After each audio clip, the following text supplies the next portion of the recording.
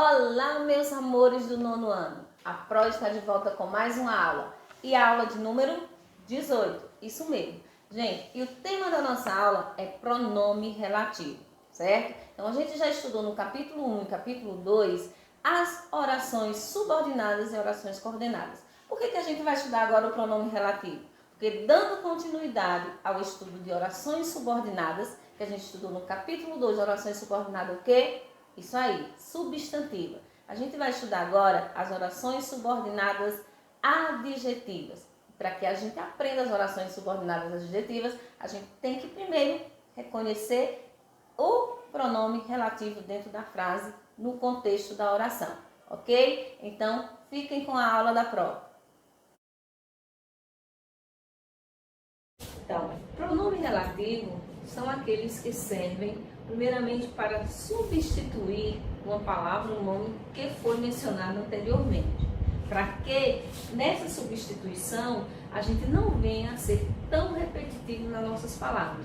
Tanto eles servem para a estética do texto, para tornar o texto mais bonito, quanto para a gente não ficar só repetindo, falando aquelas mesmas palavras, ok? Serve também para ligar justamente as orações subordinadas adjetivas, sendo que a primeira oração do período composto por subordinação, que não vem com a conjunção, ela é classificada como oração principal. Então, relembrando com vocês, no período composto por subordinação, a oração que não vem com a conjunção, ela se chama oração principal. E a que vem com a conjunção vai ser a oração subordinada. Dependendo da conjunção que ela contenha, aí vai ser ou subordinada adverbial, ou subordinada substantiva, ou subordinada adjetiva. Ok? Os pronomes relativos, eu escrevi alguns aqui para que vocês reconhecessem. Nós temos o pronome relativo que, o pronome relativo quem, o pronome relativo onde, o pronome cujo ou cuja e o qual ou a qual. Observe os seguintes períodos. Aqui eu tenho um período, aliás, dois períodos, só que os dois períodos eles são simples. Relembrando que é um período simples. O período simples é aquele que possui apenas uma oração.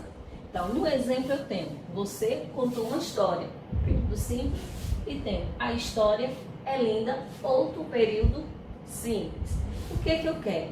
Eu quero unir esses dois períodos em um só e fazendo com que essa união forme um período composto por subordinação. Aí é que entra o nosso pronome relativo. Por quê? Porque ele vai nos ajudar a unir esses dois períodos e fazer com que ele fique um período composto por subordinação. Se vocês observarem, nos dois períodos simples, nós temos a palavra história repetida, certo? Já no período composto, o que aconteceu? O pronome relativo que nos ajudou a não repetir a palavra história. Por que a gente não vai repetir? Primeiro, porque vai ficar uma frase, um período muito feio.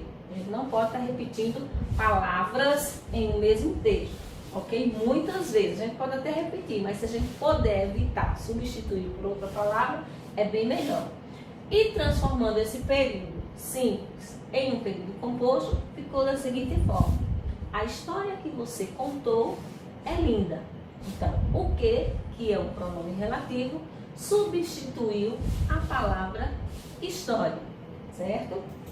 Então, temos muita atenção. Atenção em quê? Quanto ao uso do pronome relativo onde. A gente sabe que a gente tem um advérbio que funciona, que é a palavra onde também vai funcionar como advérbio.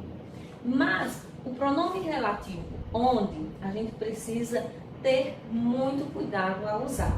Não é toda vez que a gente queira usar o pronome relativo onde que a gente vai poder usar, certo? Então, quando é que a gente vai poder usar esse pronome relativo? Quando ele substituir um lugar físico. Vamos observar aqui esses dois exemplos. No primeiro exemplo, nós temos a casa onde moro é magnífica. ok? Então eu usei o onde para substituir a palavra casa, porque ele está se referindo ao termo casa que foi dito anteriormente. Já no segundo exemplo, eu usei o pronome relativo onde, só que esse uso não está adequado, certo? Vamos ver aqui. Eles estão em uma situação onde tudo é motivo para briga. Esse onde aí está inadequado por quê? Porque ele está substituindo a palavra situação. E a palavra situação não é um lugar físico, ok? E ele só pode ser usado quando ele substituir a palavra que se refere a um lugar físico.